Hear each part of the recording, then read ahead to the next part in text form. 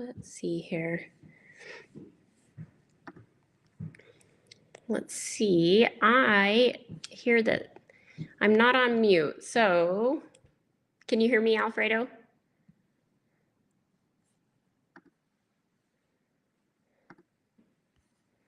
Should be working. Test, test, test, test. Can you hear me now? Testing? Okay. Wow. Well, we're just having a good time. So I was having a great live stream all by myself. So let's get started again. Let's see, I'm going to show my screen and that should give you a side-by-side. Alfredo, can you see both sides? I'm going to ask him.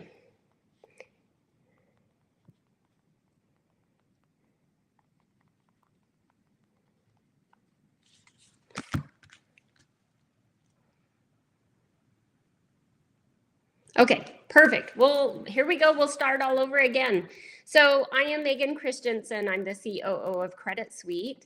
Thank you so much for hanging out with us through these tech issues. Ty is in our partner bootcamp and doing a great job there. It's a special event for our current partners.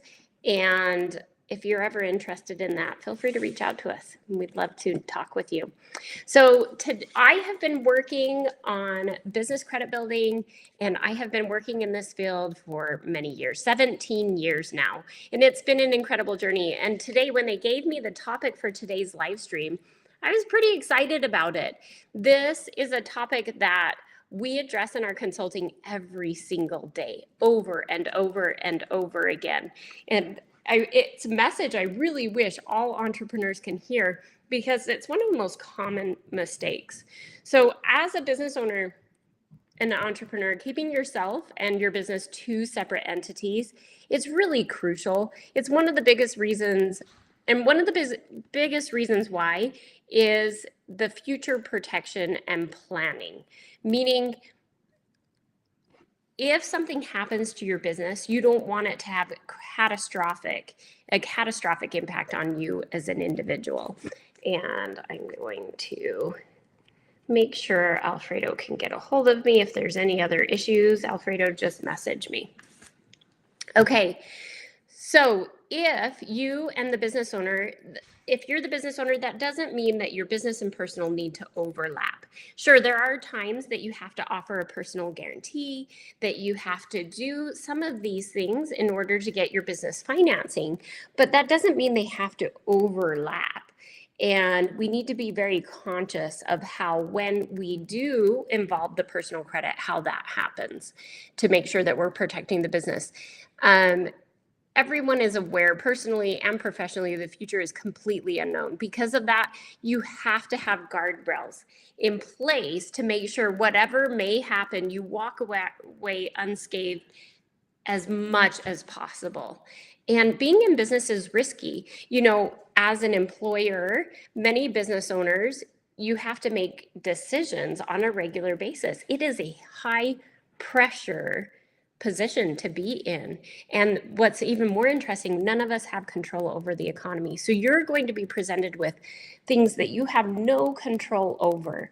And so we want to make sure we set up the business and we run the business in a way where we acknowledge that, look, there are so many things that contribute to my success as a business that I have little to no control over. You don't have control over the economy. You don't have control over maybe somebody, you know, zones your area of business differently. There's so many things you can't control. And so we want to make sure we mitigate those issues. So we want guardrails in place to make sure that they're in the place where you and your business are protected. And that's what we're going over today. So if you're just coming in, you came in at a good time because we're going to go over the steps for an entrepreneur's best defense for personal credit right now. I want to make sure that you knew about our upcoming challenge happening. Like I said, Ty's in our partner bootcamp today. We have another amazing challenge coming up. It's the Business Loan Broker Challenge. You can go to businessloanbrokerchallenge.com to check that out. This is an incredible event. I was just talking to my team about it, the sales team this morning, getting ready to answer everybody's questions. We're going to talk about what it takes to become a business loan broker and how our partnership program is a great way to become a business loan broker and have another revenue stream with helping business owners and consulting them with building business credit and monitoring their business credit reports, et cetera. So there's still plenty of time to take advantage of it. It's a 3-day event that's hosted by Credit Suite. It has a ton of incredible education and network. You can't miss it. You know Ty. He can go over so much information in a short amount of time. So we really look forward to seeing you there. And again, that's businessloanbrokerchallenge.com. So let's go over a few key ways an entrepreneur can create a line of defense for personal credit. Now, I'm going to check in right here and make sure everything's looking well. Yes. So the very first thing that business owners can do is create your business identity with your fundability foundation. So right here, this is your fundability foundation. And sometimes people will call this fundability, and that is grossly inaccurate. All of this is your fundability. But today I'm going to talk about this fundability foundation, specifically setting up your entity. So when you set up your business entity, you are setting up another entity that is doing business. It's not you as an individual. I like to refer as when you file with the Secretary of State and you get that certificate back, that is essentially the birth certificate of your company. If you never file for that company's birth certificate, it's all basically you doing business as. And that's important to know and understand. We want to make sure that all of your assets and those things that it takes to run your business are under that entity name. And you want to make sure all of this and this whole codex is set up correctly so that your entity can stand alone. It is its own thing. And if you have questions on that and you want to get more information, you can go to creditsuite.com/fundability is a great place to do that. So that it goes over the fundability tool and how you can set up that strong business foundation. One thing you're going to want to do as early as possible is create your business identity. Again, this can be set up through Credit Suite's fundability help and we help you every step of the way. So this will make sure that you're properly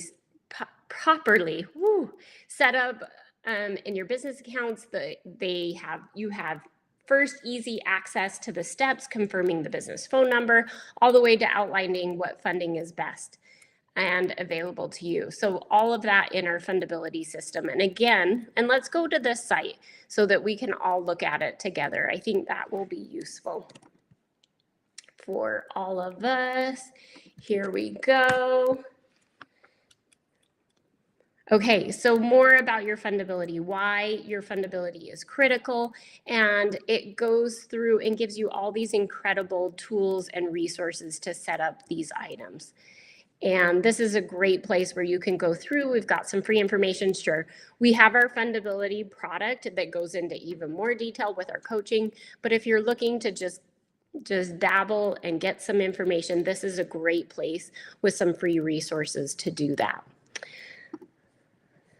All right, so keep your business finances separate. I like to talk about this regularly because it's another very common mistake. A lot of business owners will run their personal finances through the same account that they run their business finances. This creates so many issues. It can really pierce that corporate veil where, hey, they are running them together, therefore they are not separate entities, and that then pushes the liability onto you as a business owner if anything goes wrong. Not saying it's going to happen to everybody, but it can, and that could be catastrophic, and we want to prevent that. So you want to make sure you have a separate bank account, and I know that can be hard to do when you're not processing a lot of funds through that account, but it's critical because the other thing it does is if you incorporate, you've got that business birth certificate, and you're setting up your business checking account, then it's a wonderful recipe, because this new entity has its own checking account, and as that account seasons and you get time, then that opens up the doors to even more financing options. So it's important to do, because if you kept your personal checking account and you never incorporated, your business start date is essentially non-existent. And so when you go to incorporate and you get your business bank account, it's essentially saying to banks and lenders and creditors, hey, I just started today. Where some business owners have actually been running business for years, but they lose all of that history because they don't incorporate and they don't start using their business bank account right away. That is a massive mistake that business owners make on a regular basis. And you should be aware of that. I see it all the time. Okay, so keeping your business finances completely separate. A few ways to keep this simple is maintain separate accounting records, avoid personal transactions with your business bank account, separate financial statements, keep proper documentation. And if you make these points a habit from the start, then it doesn't become a daunting what if at tax time. You have everything that's clear. Your accountants will send me all thank you letters. It is so critical to do, because when you have these things separated, it makes doing your taxes a lot easier, understanding your metrics, what's working, what's not working. It makes all of these things easy. When you blend it together, it's nearly impossible to figure out what's working, what's not working, and to keep these things separate. And it will have an impact on your business. Sure, it seems harmless at the beginning, but it's one of the most common mistakes. The other thing you can do is make sure that your business credit and your personal credit, they are separate. And I'm going to show you what I mean by that. So this also creates a line of defense. Okay, so I'm going to go up here, and you can see in these top two sections of overall fundability, we've got our business credit reports and our personal credit reports. Both of them impact the business's overall fundability, how likely it is that this business will get financing. So if the business has well-established business credit reports with D&B, Experian, and Equifax, then that massively has a positive impact on their overall fundability, how likely it is that they will get financing. The same goes with personal credit. And I know we entered this conversation saying keep them separate as much as possible.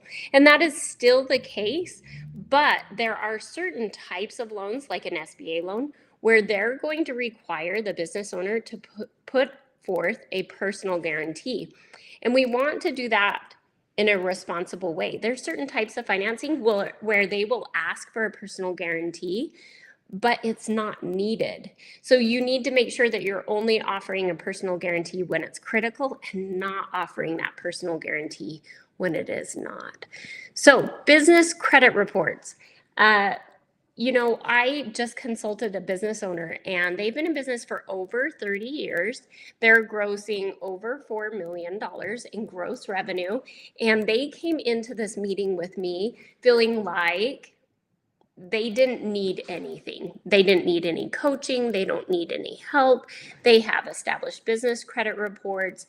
They don't need anything from us. And I went into this conversation knowing, because I've done this so many times, that they did need our help. So the first thing I did is I pulled up their business credit reports, and we started to go through them. And I showed them where their addresses were listed inaccurate. They were showing as a woman-owned business when that wasn't the case. The wrong ownership was listed.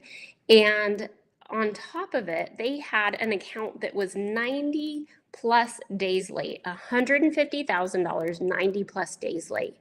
The more we dug into it, we found out that there were multiple companies' bureau information showing on this one report. So somebody else's report was showing, the report data was showing on their business credit report, and that was not their late payments, but they were showing on the business credit report for this entity.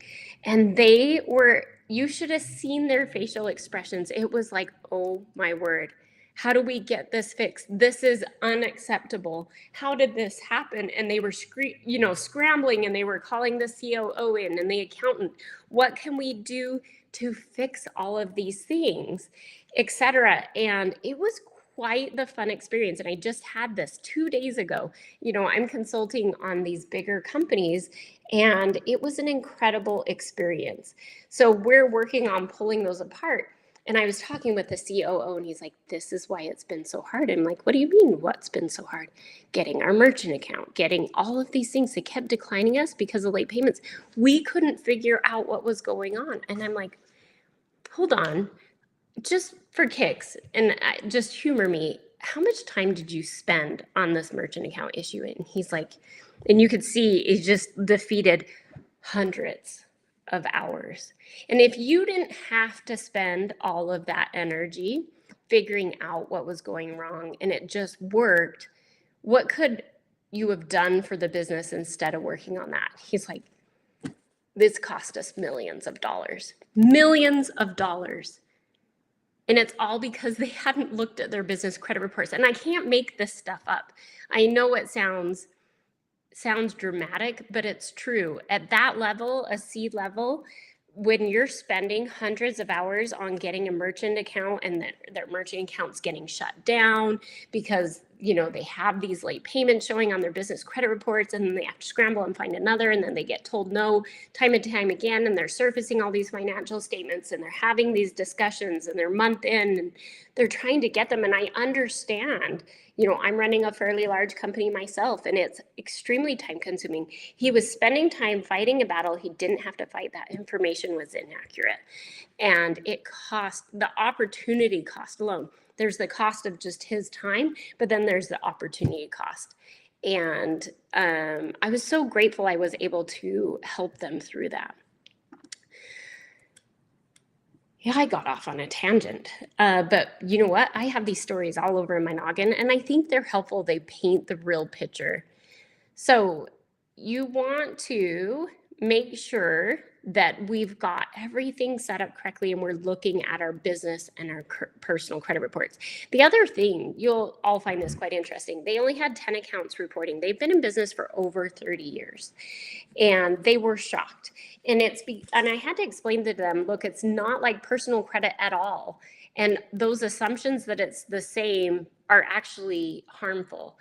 And they have far greater than 10 accounts that should be reporting, and the accounts they want reporting aren't reporting. You have to be intentional about building your business credit. It's not like personal. There's not the regulation in place where, hey, because I have this account, you have to report within X amount of days. Those rules and those protections are not in place. You have to be intentional. You have to use accounts that will report in order to build business credit. And that's why we have services that do that. And it's hard for the general consumer to understand this, because on the personal side, you don't necessarily have to hire somebody to help you build personal credit. There's these rules and regulations. If I go get a credit card, I know it's going to report. If I get a car loan, I know what's going to happen. But it's not that case on the business credit side. And I think that's where a lot of business owners get tripped up. So the business credit reports, they need to be set up. So DMB in particular, you've got to apply for that DUNS number, or that account doesn't exist. Then you have your Experian and your Equifax, and those bureaus don't have data unless you use accounts that report to them. And then you have things like the LexisNexis report that almost all business creditors and underwriters are looking at to make their decision. But as business owners, you do not have access to pull a report and make sure that information is accurate and up to date. You can pull a personal LexisNexis report, which is getting pulled, and we can help you do that. So there's all these things that have an impact, and my goal today is just to bring an awareness to it and communicate that, hey, there's these three major business credit bureaus: Equifax, Experian, and DMB. And when you build these business credit reports out, creditors and lenders can look at that to feel comfortable in lending. Not all of them will, but we have a good volume of, hey, we'll look at the business credit reports. And if we feel comfortable with the credit history there, we don't necessarily need to bring in a personal guarantee. And think about that. As much as possible, you want creditors and lenders to approve based on the business itself without pulling in that personal guarantee from the business owner. So why would a business owner personally guarantee the purchase of computers or gas or cars or signs or flyers? Why would you pull funds out of your personal cash flow or your business cash flow to pay for those things? Those should all be on business credit, and all of those should be purchased on business credit accounts that don't require a personal guarantee. That is the right way to scale a business. Don't drain your personal cash. Don't use your personal credit cards.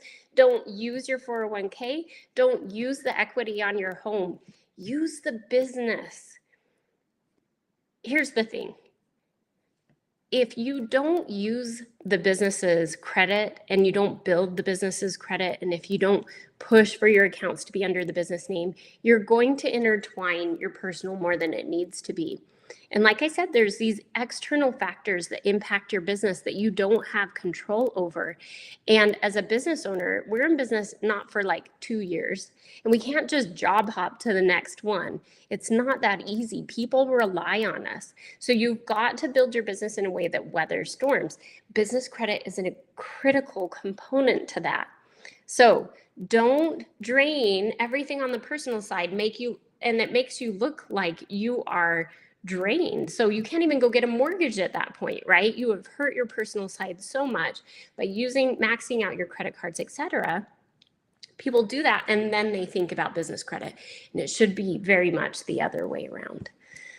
All right, on the personal credit side, so we talked about the business credit reports, building those, how complex it is, but how it makes a massive impact, and it should be done, and it should be the focus of the business owner. I get it. I'm an entrepreneur too. These day-to-day details are frustrating, but they make a difference. And so we've got to be diligent, and we have to be almost regimented about it, right? Like, I'm going to look at my business credit report every single month. I'm going to do these things to make sure that I'm building my business credit for my success, not just today, but in the future. So the personal credit side, I talked about not overutilizing your personal funds, your home equities, your 401ks. Don't go to your personal credit cards. Don't touch your personal credit and your personal financing for your business unless you have to, and it needs to be done in a strategic way. I'll give you an example of this. I was working with a company in Oregon, and they were putting together healthy meals and shipping them throughout the country. They came to me with seemingly a fantastic problem, which is we can't even take in new customers because we don't have the commercial kitchen to pull off anymore. We are at critical mass, right? And I thought, fantastic, you guys are growing. This is going to be a slam dunk. And then they continued to tell me we maxed out all our credit cards. We used all of our 401ks, and we took home equities out, and we did everything we could on the personal side. We're just stuck. We can't find any more financing. I was like, okay, we went around the total opposite direction. We should have started with, let's get our loans, let's get our business lines, let's get our business credit cards, let's get the business credit accounts to pay for the kitchen supplies. Let's build our business credit reports so that we can pay for fuel and get gas cards, and let's do all of these things. But they went around it the total other direction. And what it did is it excluded all the financing options that required a personal guarantee. So like SBA loans were out of the question, where they could have been a solid option at the beginning for them. So they just went around about it the wrong direction. I don't blame them. We all are more used to using our personal credit lending facilities, but we need to start with the business.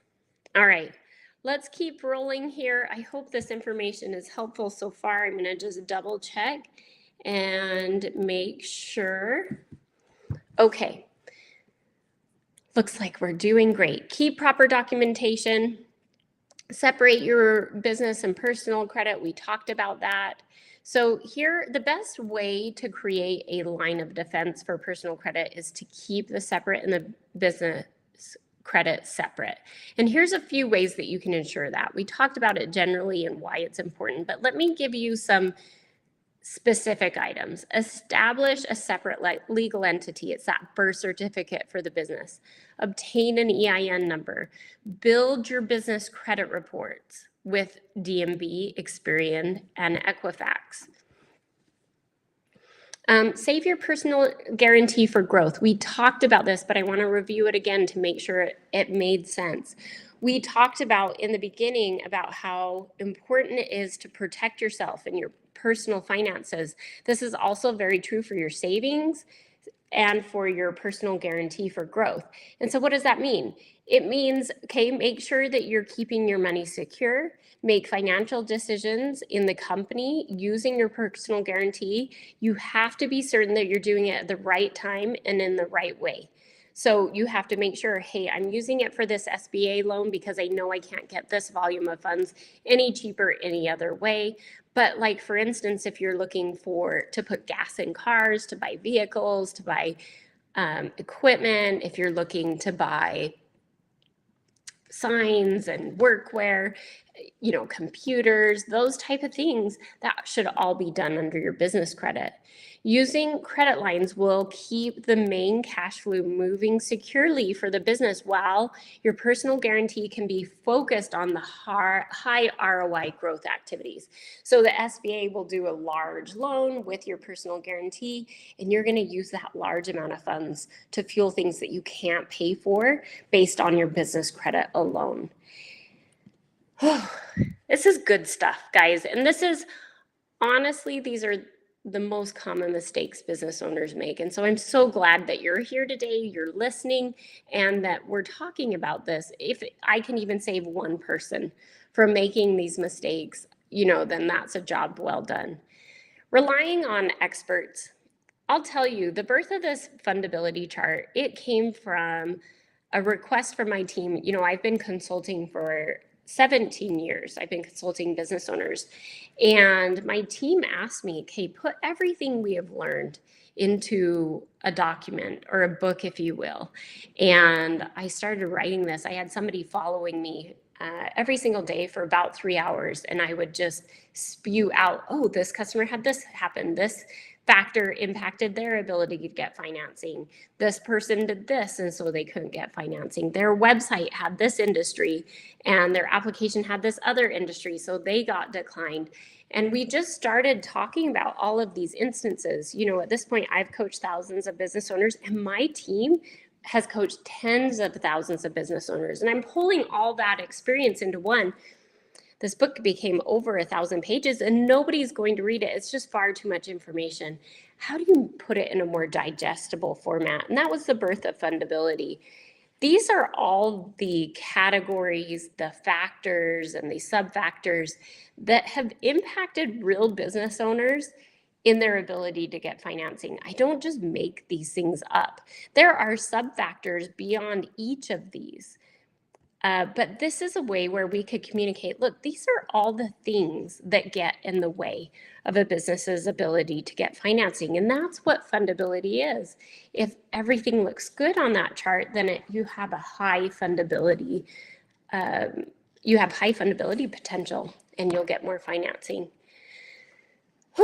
So this chart does look complex, right? And there is a ton of information.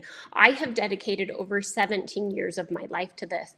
I am somebody that goes big, meaning I learned how to wake surf, and then a year later, I'm a competitive wake surfer and the North America champion. I decide I want to snowboard, and suddenly I am jumping out of helicopter, snowboarding up in Canada. I believe in giving things my all. I don't do them halfway. I don't live life that way. I believe in giving things 100%. And anything I commit my time to, I give it all I have. because that's all I have control over. I have control over my efforts. I don't have control necessarily over outcomes. And so I believe in giving everything all I've got. 17 years, and I can put together thousands of pages of information. And I would compare this, it's not as noble as brain surgery, but think about it. What if somebody wanted to do brain surgery, and they decided that they could figure out how to do it from YouTube videos, from message boards, and from Facebook groups? And I see this all the time. It's almost a pandemic of itself, or a plague, where people will go and get all this information. They'll go to overnight gurus, and they're getting inaccurate information. And it would be like going in and trying to do brain surgery off of all this information you could find via Google and the influencers that you found that you thought might know what they're talking about, but you have no way to know for sure. And this happens in our space. And those overnight experts, a lot of times are sharing inaccurate information, very old information. Maybe they got it from us a year or two ago, but it's changed since then. And that makes me really nervous for business owners. You know, building your business credit is not a magic pill. It's not rainbows, butterflies, and unicorns. It is tried and true. These are things we know work. And it's not overnight success, and it's not fake. And these concepts are real, and they should be taken seriously. And one of the things I like to caution business owners over is the overnight gurus, the DIYers. There are certain things, and we'll all learn this in business. I know I learn it over and over again. There are certain things where you have to be close to experts, because if you don't, the downside is so massive. You're going to have an accountant and an accounting firm. It does not make sense for you to become an expert in accounting and tax accounting and strategy on top of being an expert in running your business. You're going to have these experts, like, for instance, a social media expert, somebody that knows all their algorithms and stays on top of them. Sure, you can generally know about it, but once you get to a certain scale, there's no way you can compete with experts, people that dedicate their lives to that. And the same goes for when you're working on your fundability and you're getting financing. You've got to invest in some experts, have them in your corner to help you. I would hope and think that many would look at Credit Suite as that expert. We've been doing this a long time. We're the largest in the space. We've consulted the most volume of customers, and that gives us an advantage. We know exactly how banks are reacting today because of the volume we do. So rely on experts, get good information. One of the easiest ways for any entrepreneur to have great defense for personal credit is relying on experts to guide you. One credit card, business credit card offer may work, and another one may not, and they may look at your personal credit and report on your personal credit, even though it's a business credit card. This other card may be approving really high right now, but this other one maybe has low approvals. That's just one example of thousands I can think of. In modern business landscape, there's no need to take baby steps out of fear of not having all the information, or the confidence of not knowing. I guess this is a little bit of the section of tough love, if you will, where we can get paralyzed in, am I making the right decision, not making the right decision, researching the information. But the opportunity cost of that, is that the best use of your time to become the expert? And I would suggest it's not. Become an expert in what you're doing and the product and service you're offering, and then bring in experts for the rest.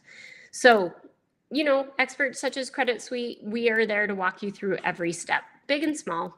And like I said, with that example of that company I was talking to, they've been in business over 30 years. They're experts in what they do. And I was able to pull their business credit report, which just is a small portion of what we do here. Let's be honest, I barely scratched the surface with them. And we had an amazing conversation from there, and I think we'll be able to help them clean that up. So it's just one example of so many that I run into. So we are the leading experts in this space. We would love to help you if you're open to doing that. You can sign up for a consultation. We've got an incredible team who really does these financial assessments. We talk about fundability. What are the gaps? What are your questions? And this is a place where you can get real good information. Now, if you want free coaching, you want to come in and ask us all these questions, this is not the way to do that, right? The team, we work really, really hard to put that coaching into our paid products, and that's what's fair, right? That makes a lot of sense. We've invested a lot to have this knowledge, and we have research teams, etc.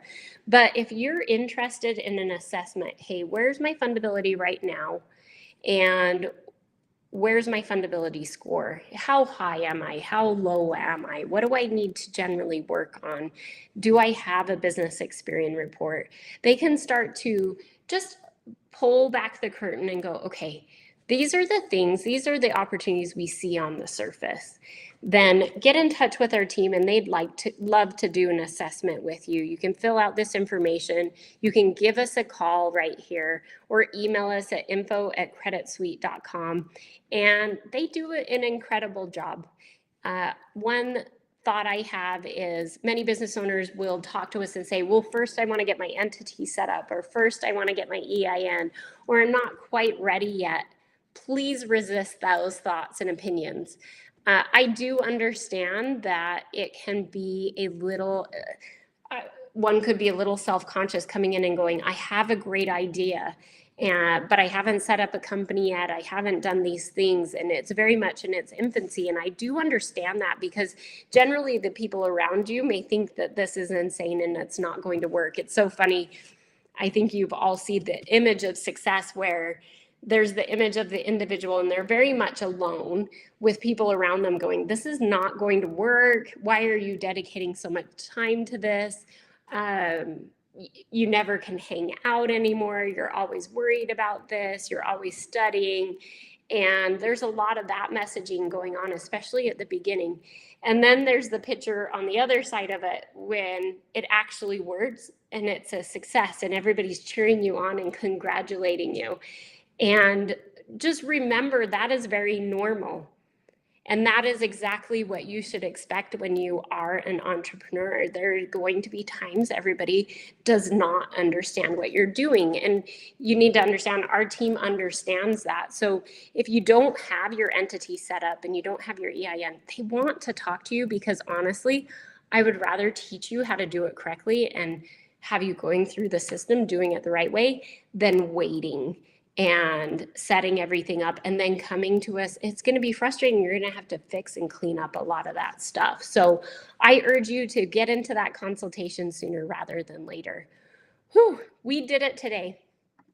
We talked about the overall fundability. How likely is it that your business is going to get financing?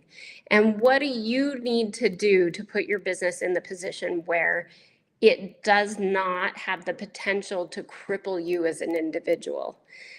We need to run our businesses in a way that don't hurt our personal financials. Running business is a little bit risky, right? We're running a business, and some factors we don't have control over, like the economy. We don't have control over several things, policies, regulation, etc. But we can do everything in our power to prepare us to deal with those situations and to propel us through them. It isn't impossible. And this is what successful businesses are doing. These are all the things that tens of thousands of business owners have experienced that got them a no. And I compiled all of these, put them into a system and a process to make sure that every business owner has the roadmap they need to be successful. Keep your personal and your business financing and your finances separate as much as possible. Create an entity, get your EIN number, get your separate business bank account, build your business credit reports. Don't max out your personal credit cards. Don't go to your 401k. Don't do a home equity loan, and approach your business in a methodical way. Use your business credit accounts whenever possible that don't require a personal guarantee. Make sure your accounts are reporting. And this is a massive key to success. I'm so glad you all were able to join me. This is a topic I'm very passionate about. Let's all get out there and do incredible things and make a difference. I do understand that it can be an isolated road as an entrepreneur, but let's be real, there's also these incredible moments of success where something works. You're able to drive revenue. You're able to be an incredible employer. You're able to solve problems. And we as individuals, when we're running businesses, we learn and we grow and we get better at what we do. And that's my hope for each of us. And that's why I work to build Credit Suite to what it is today. Our goal every single day is to wake up and create opportunities for capital for business owners.